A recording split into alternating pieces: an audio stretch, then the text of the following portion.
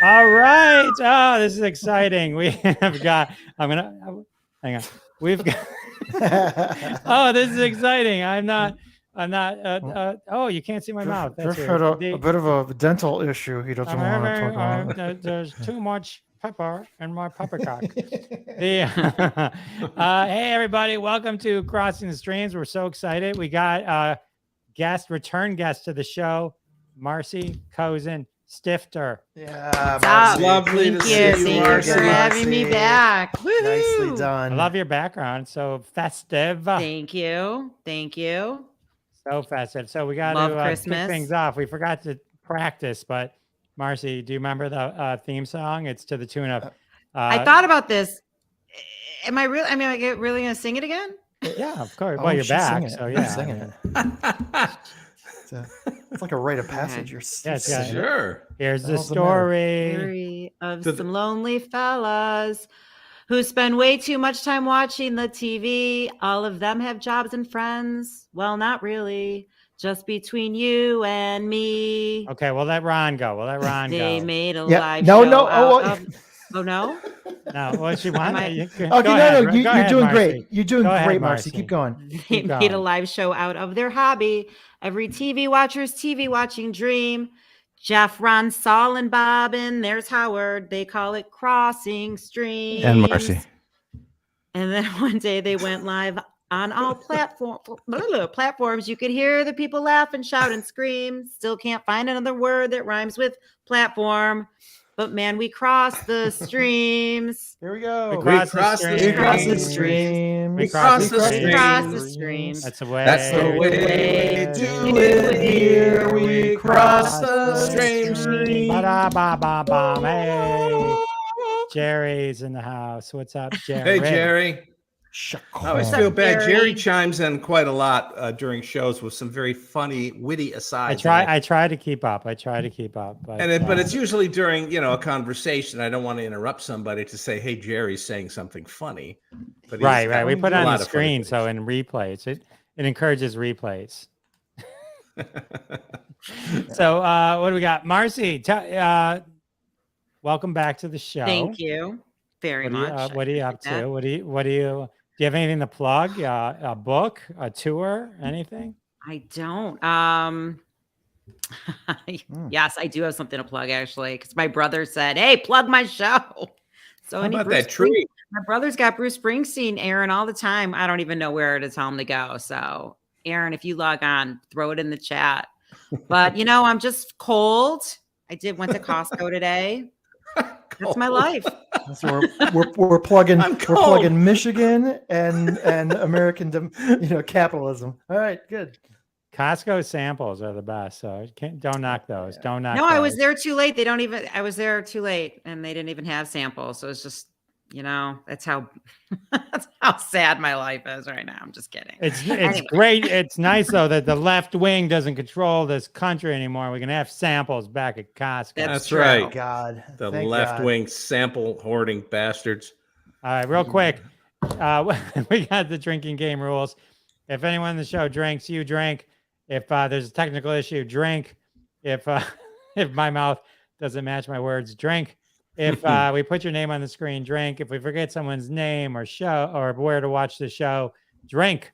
Also, real quick, a little shout out to Ukraine, standing with Ukraine, fighting the fight. As always.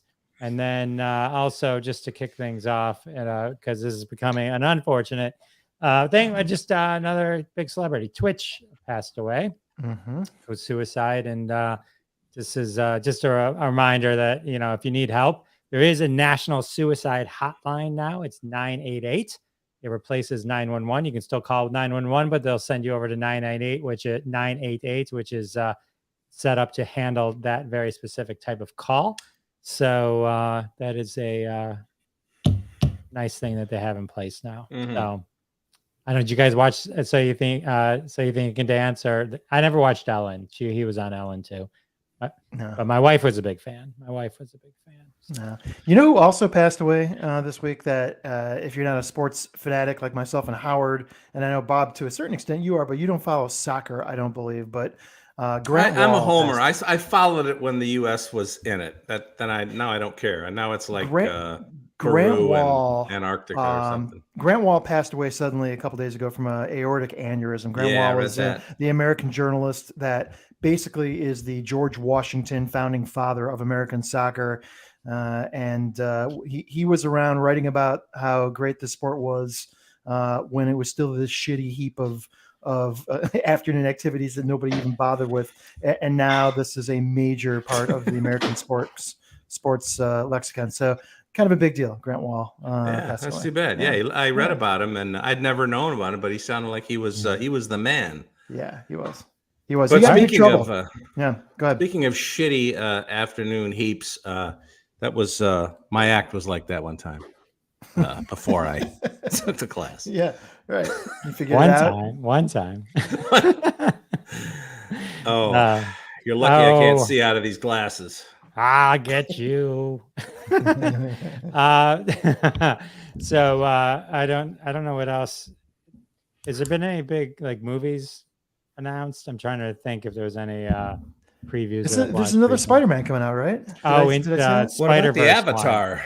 Yeah. Oh, what about Avatar? oh, yeah. Good one, Bob. Oh, Second Avatar. Avatar. Yeah. So- I won't see it. So listen to this. Avatar comes out. This is a London paper, The Telegraph. Okay. Avatar 2 is finally here. And it's like being waterboarded with turquoise cement. 1 out of 5 stars. Wow. Wow. Really? Yeah. Guy had some bad fish and chips because the rest of the world really likes it. It's got Well, like an 80. no one's doubting that it's visually, So I don't have to go back and watch the first one. Awesome. Well, he says there's no plot, there's no nothing in this movie. Okay. But I don't know. It doesn't mean, I mean, I never saw it. I've never seen the Blue Man Group either. So can I just tell you guys, It's the same thing. And Jeff, I might have been with you. I can't even remember this, but I saw Avatar 3D in the movies. Wow. And it was when the technology was first around, seeing 3D, like legitimate 3D movies. I'm not talking about the Jaws 3 bullshit. I'm talking about an actually filmed movie in 3-dimensional with the CGI. And it's like half the theater got sick. Like people were walking out of the theater left and right, not because it was a bad movie, but because people were getting physically it's a pretty intense nauseated. 3D experience. Oh, I thought it was Sam Worthington's acting. Hi-yo. Hey. Yeah. I actually, I like the original Avatar. I mean, it's the whole Dances with Wolves thing. I think is a sure. It's Dances with Wolves on it's another Dances with planet. Wolves. I get it, but it's still a very interesting movie. Hey, you know what? Cameron does it again. The dude is like 10 for 10. He doesn't miss. No. Well, not according to the UK. Yeah. Not What do according to they the know? Telegraph. But anywho, not this. We're not going to talk about it. But Yellowstone. I'm late to the game on Yellowstone. I'm about 2/3 through season 2. Okay. Oh my God! It's like the greatest show. It's coming off of Oz. It's It the looks like dumbest Dallas. greatest Is it show. like Dallas? It's like Dallas and Dancing with Wolves. And I love Dallas meets Dances with Wolves. I love every second. It took me about 6 episodes to be like, oh, this is the greatest. This is the greatest time I will be spending. And then from there on, it just foot down on the gas pedal. Unbelievable. So if you guys haven't seen Yellowstone, it's on Paramount. Have you guys not talked about Yellowstone yet? We've never talked about Yellowstone. I haven't seen it. We haven't. Maybe Oh my God! you'll do that. I see a special in our future. Yeah, well, I think there's a whole hour or at least a half hour. Oh my gosh! Yeah. So I tapped out after a couple episodes. Who writes Oh no, you got to get Yellowstone. Got to get through 6 episodes, and I promise you, I know exactly what you're feeling. We were like, this is good. I'm looking I don't know now. what everyone's talking about. 6 episodes, boom. What? I want cowboy hats on everyone's head. Yeah. And a show dedicated to Yellowstone. And the guy who created it, he's done so many shows. He writes them all, I think. Yeah, he's amazing. It's now he's got prequels and sequels and I know he's like the Shonda Rhimes of yes. And I'm into the Tulsa King right now. So with Sylvester Stallone, and that's his too. Yeah. Yeah, Mick talked about that. He said it was pretty awesome. So Yeah, I'm having a good time with that. let's it. see. Here we got somebody. Oh, that's my brother. Oh yes. Okay. I This love that tentative movie. movie just dropped. Prisoners. Okay. That is okay. one of the Mhm. most disturbing, riveting movies I've ever seen. I've never heard of it. What's Hugh it? Jackman Really? of all people. Yes. Hey, you would- Amy. Amy. Really? Yeah. How does it compare to the platform? That's- The platform. Hey, that was his that was a Yellowstone. quarantine watch. No, that. Oh God, yeah. That's the Prisoners is just and Jake. Is it hard G Jake or soft G? Gyllenhaal. Jake Yeah, Gyllenhaal. He's like the only. He's got this weird little affectation. He's got an eye twitch throughout the movie. I'm like, why are you doing that? Don't do Don't that. like him. I don't like him. Yeah, it doesn't make stop sense. Slow blinking at me.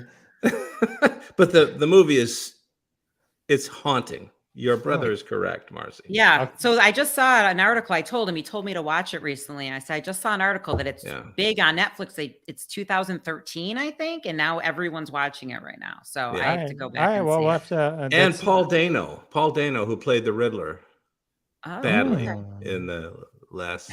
Look, all of a sudden I'm Rex Reed. Blah, blah, blah, blah, blah, blah.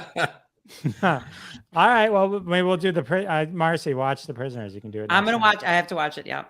All right, we'll do it. All right, writing it let's talk. Last week we had Snack versus Chef, Green Book, which some say is the greatest Christmas movie of all time. I love it. Artsy Mad Woman, which was Jess Paul's YouTube channel exploration, and half the episode was a spirited discussion. And I like using that word for this on Wednesday, so that was a good one. And then today we're going to talk about Atari Game Over, Sprung, Rudolph the Red-Nosed Reindeer, and Causeway. So we got quite the mixed bag today. Let's start with Causeway, the Apple TV classic. Oh. Now you tell me if it's a classic. I have no idea. I actually watched this in London, and I've been traveling constantly for the last few weeks. I've watched more movies on freaking Delta Airlines in the last 3 weeks than I didn't even know what I was going to talk about today. I literally have so many things to talk about at this point. But Causeway was an interesting one, and it's won a bunch of indie awards. And the only reason I discovered it is because I am fascinated by the A24 production and distribution company. Do you guys know A24? Yeah. A24. I mean, I think I've talked about them on other episodes of Crossing the Streams. Whatever they touch just seems to either be incredible in its talent or production or whatever, or just major sellers. Like everything they touch turns to gold. So I saw A24 was behind this Jennifer Lawrence film. So I went and checked it out. And listen. Is there anything more commercial than Jennifer Lawrence at this point, right? I mean, Jennifer Lawrence. Can we have some respect for the she's first America's woman ever sweetheart. to lead an action movie? Can we have a little respect? I love Jennifer Lawrence.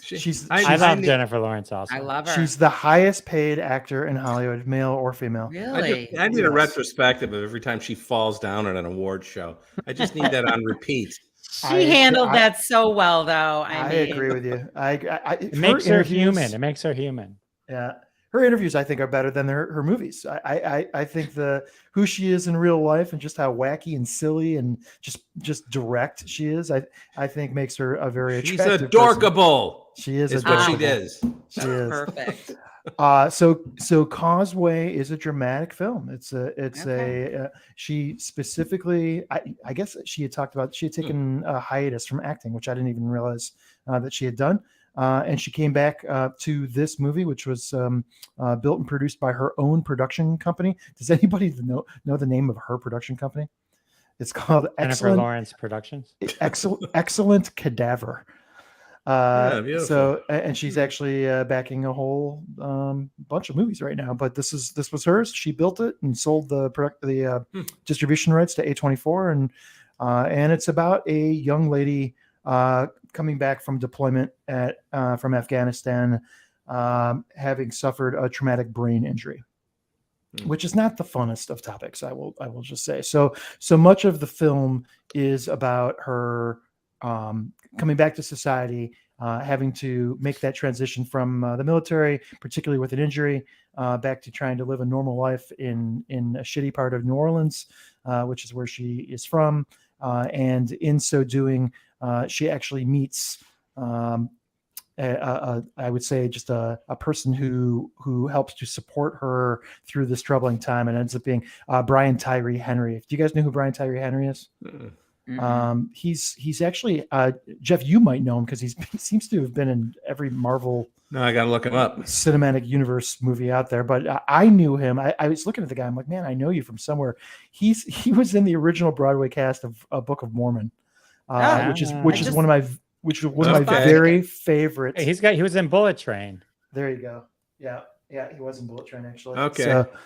So he's also a disabled person, although not through the military, and the two characters develop a friendship, and that's the story of this movie, is her coming to grips with her life back in the military, and then her new life as a civilian here in the U.S. and in particularly in a tough part of town in New Orleans. And I have to say, and it kills me to say this, she's so freaking talented. She's so freaking talented, Jennifer Lawrence. Someone's got a crush. I wanted to be able to tell you right here that she's just such a sellout and such a shitty actress, and that she just, that the Hunger. Do you want to be? I don't know. Like the Hunger Games seemed like she just kind of coasted her way through that. Yeah, but you know what she brought? It's going to sound weird, a 60-year-old man saying this, but she brought a little bit of gravitas to that role. That's why those movies worked, because you believed her in it. I don't know how she did it, but she did it. Yeah. Well, I'm here to tell you this is Silver Linings Playbook level quality. This movie, and she won an Oscar for that movie. So I don't know if she's going to be up for this, but I will just say this: this is by far the best dramatic performance I've seen from her, or I think from any female lead that I've seen in quite a long time. But it didn't even come out at the movies. No, it's out now. It's just you have to go on a Delta No. This is streaming on the Apple TV Plus platform right now, which is interesting. Oh, that okay, yeah. Because they are streaming it on Apple TV Plus before the cinematic release. And I think it's coming out for either this week or next week in partial distribution. So I think you can see it in the theater coming up. But I don't know, man. I like I said, I wanted to come here and kind of rag on Jennifer Lawrence, but the truth is, this is an excellent film. It's an excellent piece of acting from her supporting cast. The ending of this is absolutely tear your heart out. Cry on the couch kind of thing. Wait, does she fall down in this? I'm not gonna tell you, but I'm just saying it's possible. Okay. I tell you, the production company angle thing is it seems where they're making all their money now. Like Reese Witherspoon made $1 billion building up her production company and then selling it. Yeah, I think just about every one of the A-list. Brad Pitt makes amazing movies. Now that production company, and I'm blanking on the name of that. Jeff, you might remember Brad Pitt Productions. No, that's a major company, Brad Pitt's company. I think Jennifer Lawrence is just getting started in this. Not the one he had with Jennifer Aniston 100 years ago. No, when he produced 12. One? He produced 12 Years a Slave. Yeah. That's right. So listen, I will say that I come to you with an unexpected review, which is to say this is an excellent movie. You guys will absolutely like it. I don't know if you're into the whole dramatic thing or not. Some people just like to see comedies or things that are lighter and fair. There's nothing light about this movie. It's a tough watch, but she was determined to do this role. And I think she pulled it off perfectly. So check it out. I think you guys are going to like it. Amazing. Yeah. And you know what movie we checked out that you talked about? We watched Emily the Criminal. Yes. I want to see that. Because of White Lotus 2, which we could talk about one of these weeks, but not today. But my wife is now an obsessed Aubrey Plaza fan. Like we are now I love her. watching the Parks and Recreation because of her. We watched Emily the Criminal. Yeah. It was nice, and I saw some of my other comedy friends notice it. Or Carl Flanagan was in it, as who had passed away. Yeah, I saw those pictures. Those were hard to look at, but yeah, but it was nice. It was nice just to be kind of surprised with it, and so my wife's like, yeah, Ron must really have the hots for Aubrey Plaza because this is not a watch this movie 3 times movie. I told her you watch it over and over again. I did. I watched it 3 times because this is a hard movie to watch. It's an intense movie. Yeah, because he must have it for Aubrey. Okay, so hold on. Let me just say this. Yes, I have a hard crush on Aubrey Plaza, but I'm glad you said crush. Is it from Parks and Rec? Is that when you fell in love with her? She's well, originally, Does she know about Jennifer Lawrence? Oh, I thought you were going to ask if she knew about my crush. Well, listen, Emily the Criminal is an excellent movie. Oh, it is a great movie, but it's an intense movie. It's not I'm going to watch this again right now. Yeah. I watched the second time because I had a lot of questions. I felt like I was missing pieces of the first run through because I was like staring at it. Listen, I think Aubrey Plaza is. She's a different kind of talent than we're talking about with Jennifer Lawrence. It's you got to fit Aubrey Plaza into the right role for her to. She's she reminds me of. She's like a female Charles Grodin. She comes at every role with this weird attitude that just seems to work every time. Yeah. Well, you know what else is a match about that too, Bob? It's a good comparison because have you ever heard Charles Grodin, rest his soul, when he was interviewed by David Letterman or some of the other old time? I waited up for those because he was such an obnoxious. He's crazy. He's Aubrey Plaza is amazing. Aubrey Plaza's interviews are insane, and so there is a comparison there between Charles Grodin and Aubrey Plaza in terms of the level of craziness we're talking about. You want me to give you your new favorite Aubrey Plaza movie? Please do. Sure. I'm taking notes. Okay, Safety Not Guaranteed. I love this movie. Okay, I love this movie. Oh, you know what movie she's in? Isn't there one where somebody and somebody get married? Hang on. I don't know. All right. Aaron, what's the answer? Yeah. My brother's listening. Mark Duplass, I think is his name. He's the writer, director, actor. Aaron, it looks like Aaron also knew that the Causeway dude was from Book of Mormon. So that's good. It's impressive that he knew that. Someone needs a date.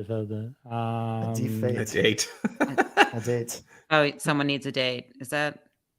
I'm married. That makes much more sense than Defate.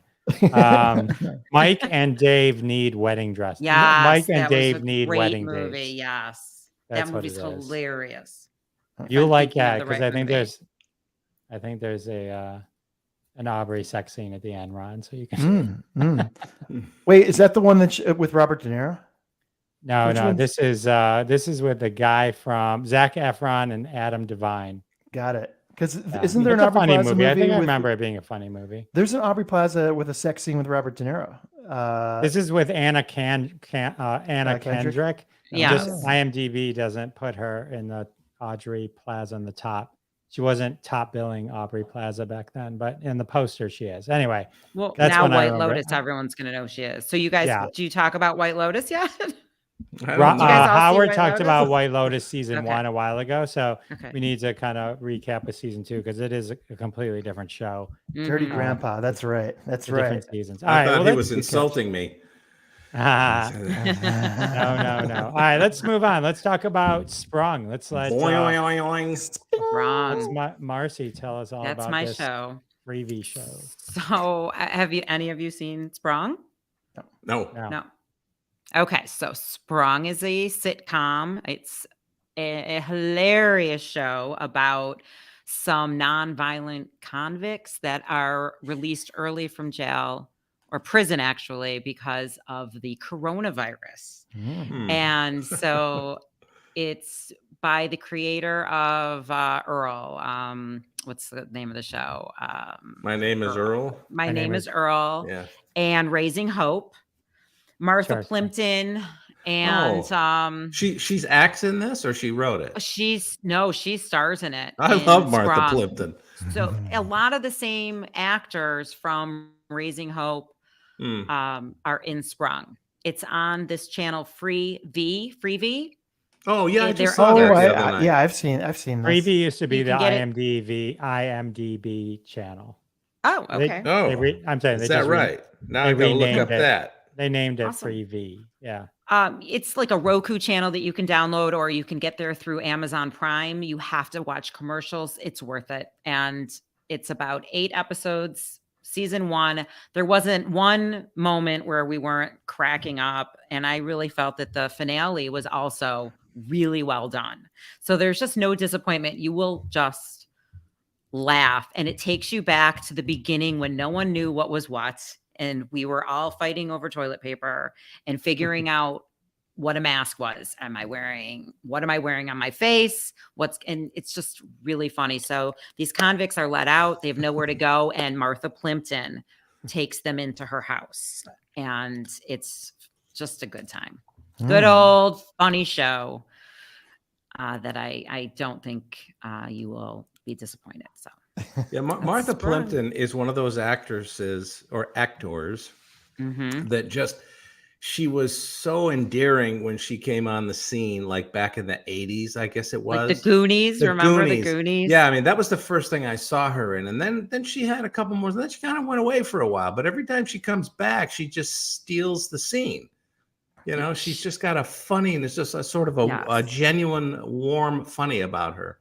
I think this character that she plays on Sprung is got to be the best. I know that, Goonies, we'll always remember her in that movie. And the Sprung, she is just hilarious. I mean, she plays this role well. What was the movie with the Steve Martin movie? Parenthood. She was in Parenthood with Steve Martin. Yeah. Yes. That's where I got to know her, yes. actually. She Yeah, was very young, right? She played Keanu Reeves' wife or girlfriend. That's yeah. Oh, that's right. She played that. And I love that movie. She's fun. She's better in this. But yes, that's a classic role. Your brother agrees. Sprung is brilliant. So guess who told me to watch Sprung? That's this guy, my brother. He's the one who told me. And my mom says it's hilarious. See, I've got people are watching this, my family. I've got a lot of support. My brother and my mom. Thanks for being here. That's very sweet. Hey. Marci is a most welcome guest. And you are too. Thank you. And very capable. Yes. And ready with a towel hanging off the side of something on the edge. Oh no, that's a coat rack. But look. Ready with a towel. What are you suggesting? No. What are you suggesting, Ron? I think she was. I think she just jumped off the thing. No. Let's give her a second to come back.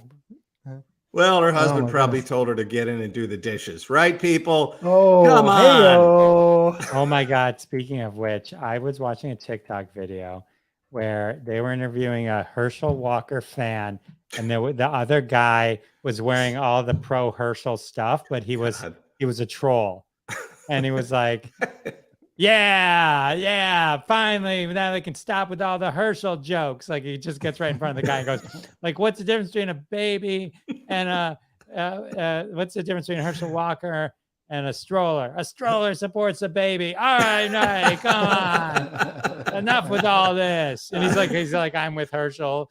He's like, he goes, "Herschel doesn't lie." He goes, it was the funniest thing. He goes, "Yeah, Herschel doesn't lie.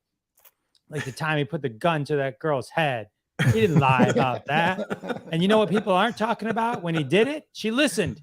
I mean, this is what they're, as one does with a gun. They're like completely trolling. It was just so I love that. So welcome, we got a special back. guest. So I have a touchscreen laptop, and that was a mistake. But I was going to show you that I bought my beautiful microphone that Jeff told me to get, and I got it. See? Well, you sound good. Oh, is it a Yeti? No, it's not a Yeti. No. It's probably an ATR. So it's yeah. nice. All right, Yeah. let's get into the holiday season. We got I don't know Marcy. if- Just move your head to the left so we can get the Christmas tree in. As we talk about Rudolph the Red-Nosed Reindeer. I don't know if I want to do this anymore. I wanted when because we started and I've been my head's been wound up with all these actors that do this method acting because we were talking about Paul Dano, and that brought me to this sort of it's not a rabbit hole. But can I talk about that for a minute? Can we do that? Sure. What are we talking about? The method acting and all these douchebag actors that everybody's sick of. You know, they're like okay, so Paul Dano, right? He plays the Riddler. And I remembered when they were doing their press tour. This went on for months. Every time he was interviewed, oh yeah, to prep for the role, I would go home, I would wrap myself in saran wrap.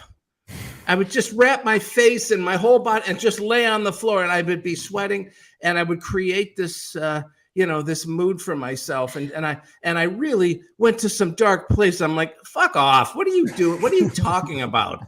Just fuck off and keep fucking off. Nobody wraps if you're wrapping yourself in saran wrap at home, somebody needs to do an intervention, and oddly, I love that movie, and I love Paul Dano in almost everything except that. He was the least interesting character in the Batman. I don't know if you saw it, but he was the Riddler. He was the guy. He was the killer, and he was at the end. He was just I don't know, meh. So all this wrapping himself in saran wrap.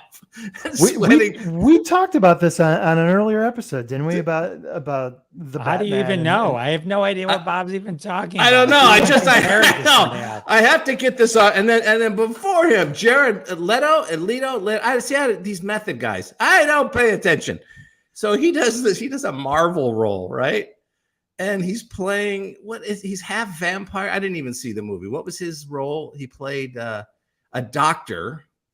Oh, are you talking about Jared Leto? Jared Leto, Morbius. Yeah. Morbius. Okay, so it seems like a great, and that was one of the few Marvel movies I didn't see. I do like them.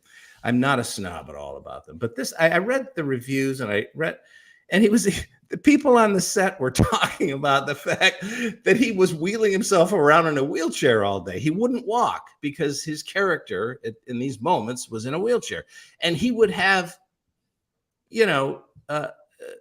attendants take him to the bathroom in the wheelchair and have to wait for him and have to help him out and go to where does it end with these people? You're getting $9 billion for this, and you're making a $15 an hour guy, take you to the bathroom in a wheelchair and make sure everything comes out. And then today, by pure happenstance, I happened to read a great, and I love Dustin Hoffman. Okay. Did you ever see Marathon Man? I love Marathon Man. Stop! I was complimenting you, Jerry. Look at you. Come, we're back to the '80s with comedy punchlines. No, Marathon Man, great movie. Dustin Hoffman, Sir Laurence Olivier. There is a scene where he is literally getting his teeth drilled with no anesthetic, and all these, he's being gonna be tortured. He's getting tortured. And so to prep for this scene, he would run up and down these steps and get all sweaty and freak himself out and literally fall down and then get into this chair. And Laurence Olivier said to him, "Well, have you ever tried just acting, dear boy?" And I thought that is the greatest thing I've ever heard. Sir Laurence Olivier, right? So I just had to get that off my chest. Oh, the whole method. wow. Thing. No, we appreciate it, and so let's not talk about Daniel Day-Lewis and Lincoln. We don't want to talk about that. Daniel Day-Lewis can do nothing wrong. I didn't know. Did he go method on that? Did he wear the stovepipe and the?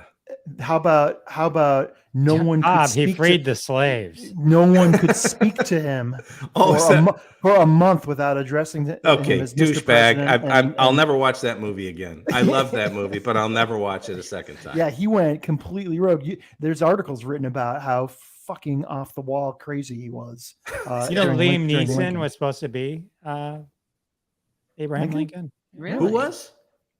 Liam Neeson. I have a very special set of skills. Okay. Yeah. I did read. not know that. I did read prior to the movie and then afterward. I love that movie, even though he was a douchebag method actor playing the great emancipator.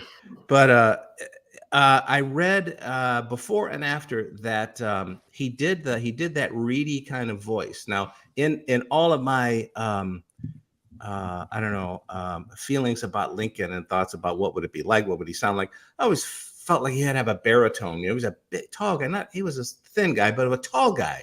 And he was, he was the greatest president ever. He would, he'd have this throaty, but no, Daniel Day-Lewis, he had this thin kind of voice that he spoke with. And he actually said he did his research and found out that's how he spoke. He didn't speak in a booming kind of intimidating voice. It was almost whiny. Like me tonight. Thank you. Good night, everybody. All right, so maybe laughing at Jerry. maybe we just give you a second to calm down. Let the folk medicine kick It's a in. Rosner rant. It's it's a Phillips bitch up.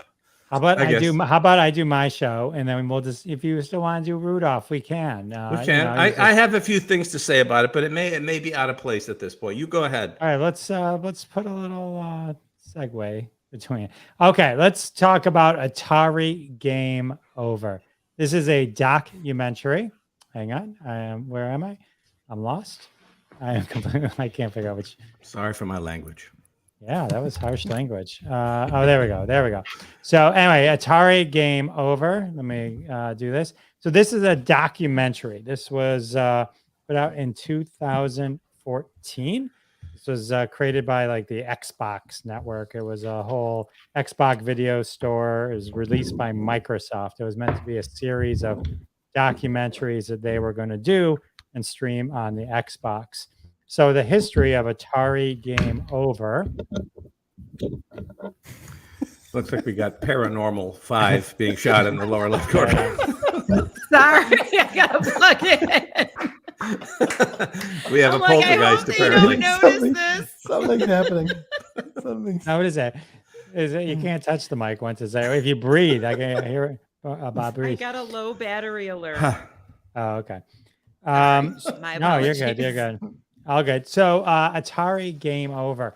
So Atari Game Over is a film released by Microsoft via Xbox in November 2014.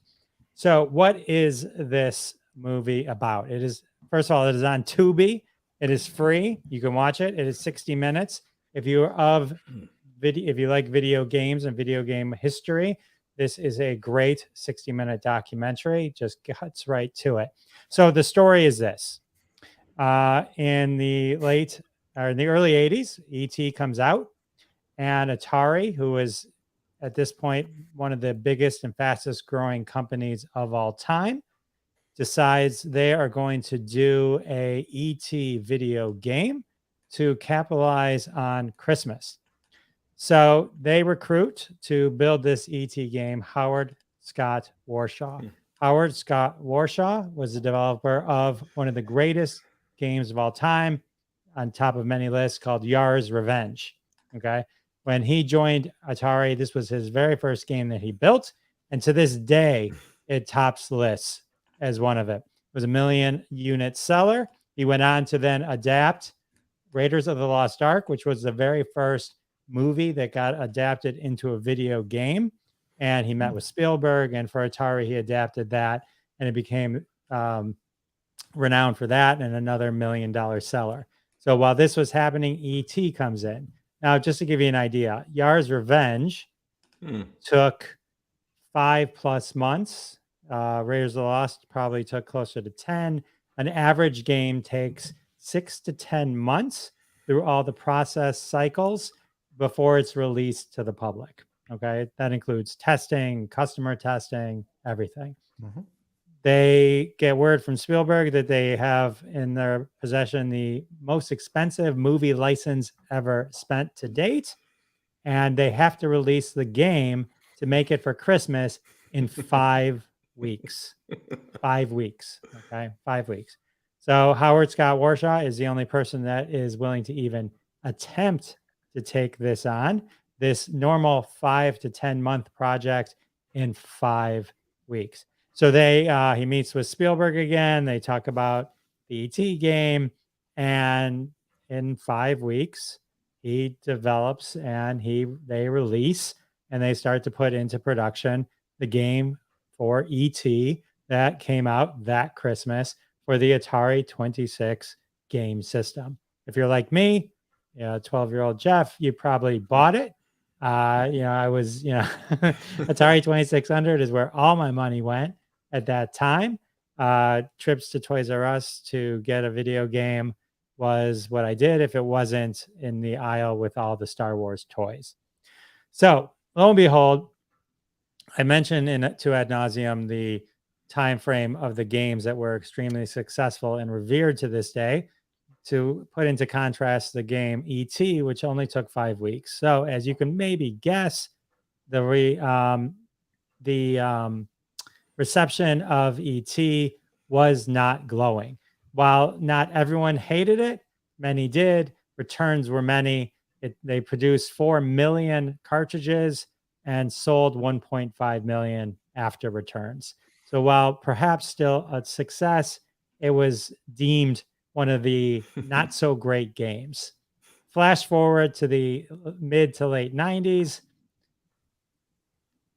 and the internet erupts, right? So now there's games and there's lists and there's people talk about things that have existed for the time frame of it. And so ET becomes renowned as the worst video game ever made, ever, right? And it's credited, wrongfully so, but that's a different discussion, with the complete demise of Atari and thus the entire video game industry. Okay.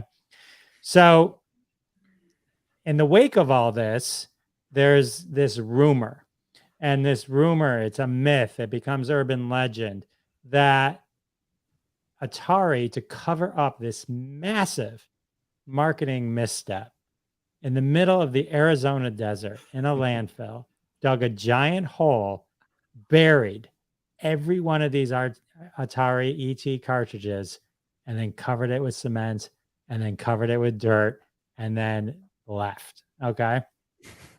Are any of you even aware of this? This would have been around 2014. I've never heard this before. Yes, it's fascinating. I like so the story. Now we don't even have to watch the documentary. Keep going.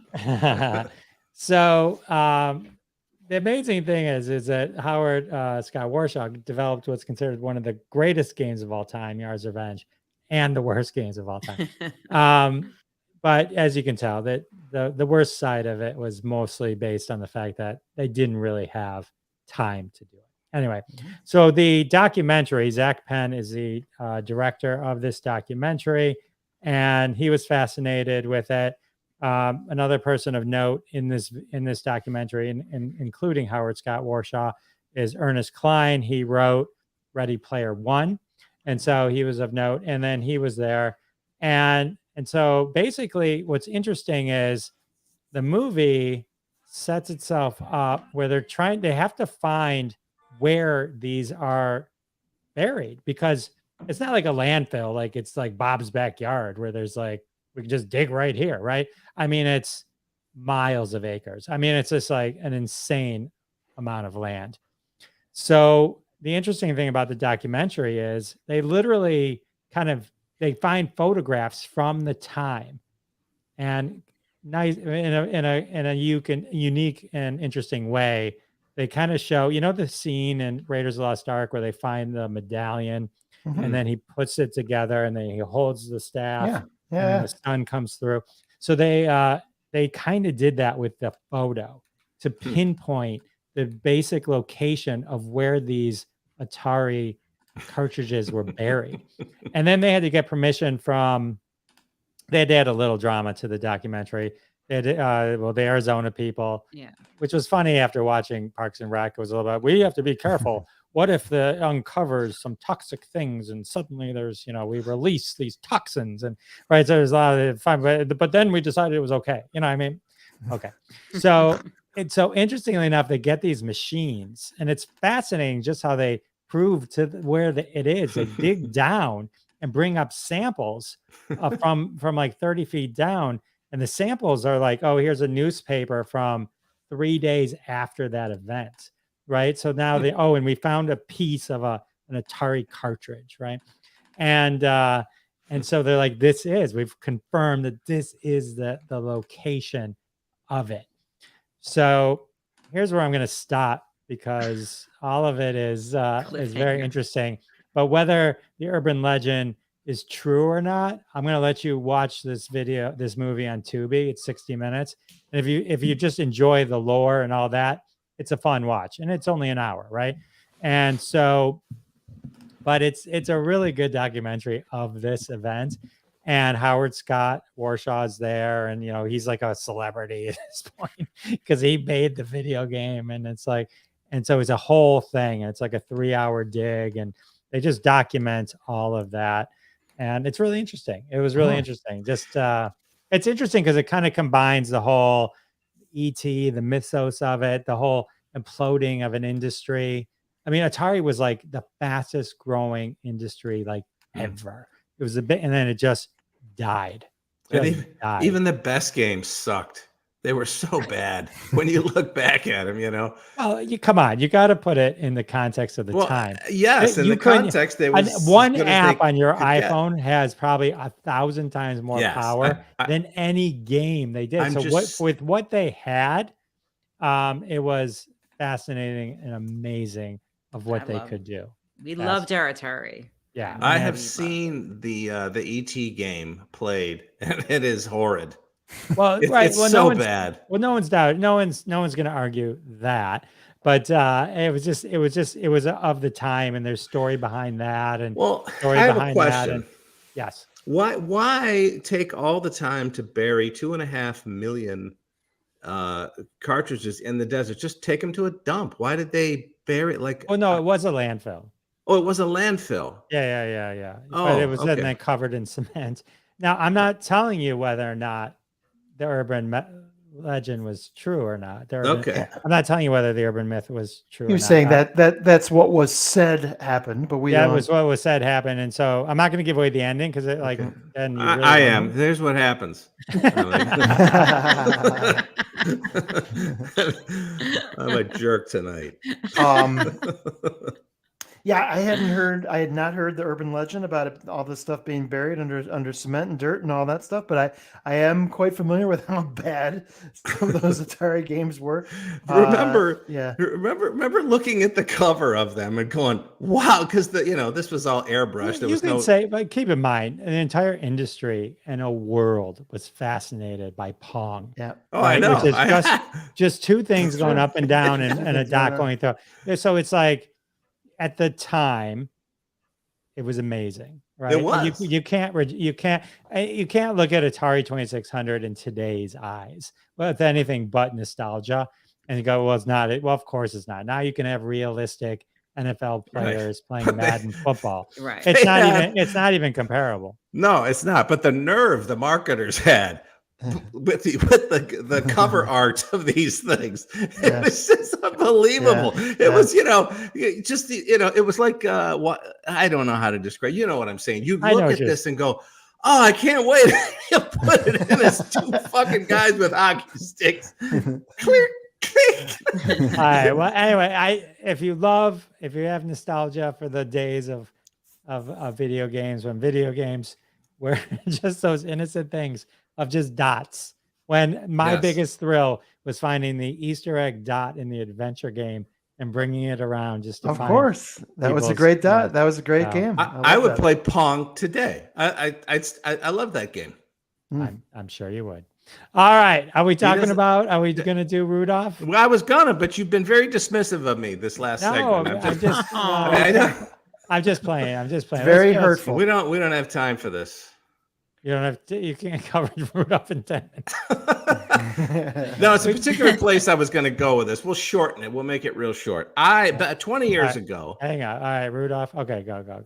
20 years ago, I thought when I was beginning comedy, I thought I was pointing out something very something that nobody had ever seen before, and this joke was so edgy, and I was not joking or making fun of the gay community. I was making fun of the show in that it Heard felt you to going me like it was a gay allegory, right? And if you watch it with that in mind, it really turns out to be, you watch it and go, wait a minute, these animators were onto something. And these storytellers knew exactly what they were doing. This was not an accident. And I thought that, I was the first guy that ever thought of this. Well, now you can go online and read everybody's theory about how this happened and how they snuck these things past, standards and practices at what was it, CBS, whoever aired the show for the first time. But when you delve into it and you read like the some of the examples they give, and the old joke I did was just that the Hermie, he wanted to be a dentist, and they made his voice so over the top feminine, right? And they gave him a lisp and all these, stereotypical horrible things. But that was the time that, it was 1965 or 6 or something like that. So now when you go back and read people's breakdowns of the show, it all sort of becomes clear about how, look at this Rudolph, right? He's born with a red nose. He's the most different character, right? So what do? They don't accept him. They put mud on it, right? Santa tells them to. Don't let anybody see that. And then Burl Ives, who is the narrator, says they kept, I think they said Santa and Donner kept Rudolph's infirmity secret for a whole year. But then obviously he feels like he's not, welcome there. And he goes out on a quest to find his real family, right? And to be where he belongs, right? And comes across Hermie, 2 misfits, right? And one, he wants to be a dentist, and he's got this beautiful hair and a little elf outfit and everything. And they wind up on the island of misfit toys, right? And Key West? Key West? Well, I haven't read that, but that could be, And the thing is, as I'm reading it, it's I think I used the word earlier. It's with a different kind of poignancy, knowing what they were really up to, right? And how they were trying to find inclusion for themselves through these characters. And they get on the island of misfit toys, and here's the Charlie in the box, right? It could be Paul Lynde, right? So the whole idea later on, there's this scene where they go to sleep at night, and it's in this room. It's all pinks and yellows and everything. And here's Hermie and Rudolph enjoying their sort of cobbled together family of other people and things that were told, you're not good enough, get the hell out of here. So like I said, it started off as a joke, and then over time, as I read about it, they were up to this, and to me, it's hysterical now to that nobody saw that. Nobody saw that for how many years? 30 years? Maybe 40, I don't know. But now there are reams of articles and things on the net that break it down. And I just think it's, to me, it's almost like Michelangelo would draw up, pictures of penises on the Sistine roof of the chapel, just to piss off the clergy, right? They didn't know what he was doing. So there you go. That's my Rudolph assessment. All right, well, Wait. So hold on. So this is the first I've heard of this allegory. Mm-hmm. Has anyone associated with the production of Rudolph confirmed? Well, I didn't get that far. I read all kinds of different people's theories, and just go to Vulture and you'll read a great article about it. That's one of the best. And because I am familiar with the penis on the Little Mermaid cover. I know that. Yeah, I was thinking about that. And that was on purpose. Yeah. Well, this whole show, it had to have been on purpose. And to me, it's hysterical now. I'm gonna have to check into this. Heat Miser. I'm never gonna look at him the same. Well, Heat Miser's not in this one. This is this is the Donner, same people, who is right? really pissed off that his reindeer son is different, right? And he's got to go. And everyone who's different has to go to the island of misfit toys. I have not heard Yes, that. I mean if you Google it, there are articles on it. You almost could probably do it to anybody who's different, right? So, but yeah, but maybe I hadn't heard that either, Bob. Yeah. A so little anyway. heads up, we could have all done a Wow. little research and had an interesting conversation. Right. Instead of looking, I instead of wasn't looking- Well, expecting you it. do the yeah, show. that's I not was exactly talking where I thought it was going to go. Yeah. I was I going to be like, like- did you know in the 1964 version they didn't sing that one song? And you're like, everyone's gay. I'm like, I didn't say it. Vulture and the Daily Beat. It's all out there, and it's so funny to me. And now I need to know how much of it was absolutely intentional, because I have a feeling a lot I'm sure of it was all intentional. and that's what really intrigues me. I want to find out who did this, because they're champs. Jerry's comment, the Island of Misfit Toys is now a hot topic. That's possible. That's possible. all right. Wow, All right. I feel like Well, thank you, know, Bob. Well, thank you, Bob. I do have breaking news. Breaking news. Uh-oh. Henry Cavill is Yeah. out of the DCU. Yeah. Okay. He got I screwed, don't man. know what the First hell of that all, is. they put him in a shitty Good one. origin movie. That was awful. And then his Man of next, Steel.